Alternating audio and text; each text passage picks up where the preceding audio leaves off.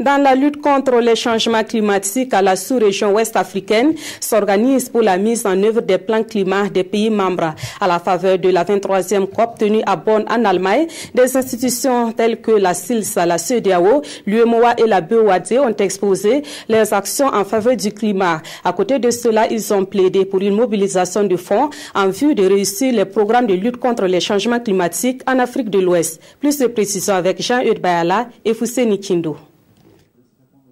La sous-région ouest-africaine renforce son engagement pour la mise en œuvre effective des politiques et programmes durables pour s'adapter au changement climatique. À Bonn, à l'occasion de la 23e COP, la BOAD, la CEDEAO, le SILS, l'UEMOA et l'IFDD ont invité les participants à un Send Event pour exposer le niveau de mise en œuvre des contributions déterminées des pays membres. Pour le président de la commission de l'UEMOA, les changements climatiques sont une menace très pesante sur le développement de la sous-région.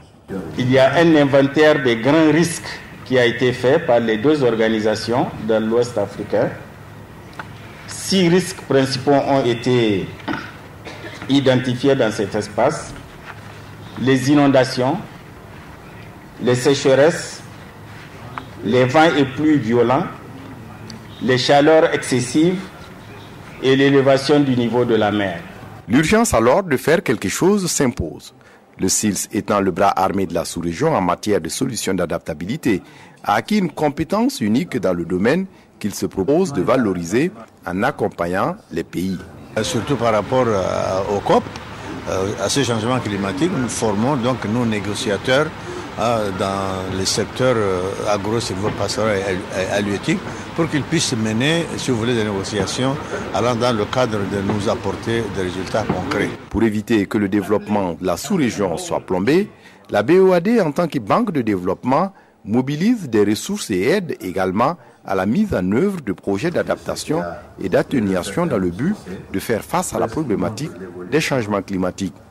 C'est la première banque en Afrique accréditée auprès des 3 mécanismes financiers de la Convention cadre des Nations Unies pour le changement. L'argent est quelque part, mais pour accéder à ces ressources-là, il faut tout un long processus. Et la banque aujourd'hui est outillée pour le faire et fait ça pour le compte des États. Et en plus de ça, la BOAD met également ses ressources propres pour permettre, n'est-ce pas, d'augmenter le volume. Cette rencontre de Bonn a permis à ces organisations sous-régionales de présenter une position commune sur les solutions contre le changement climatique dans la sous-région et d'accroître la visibilité de la sous-région en matière d'adaptation au changement climatique.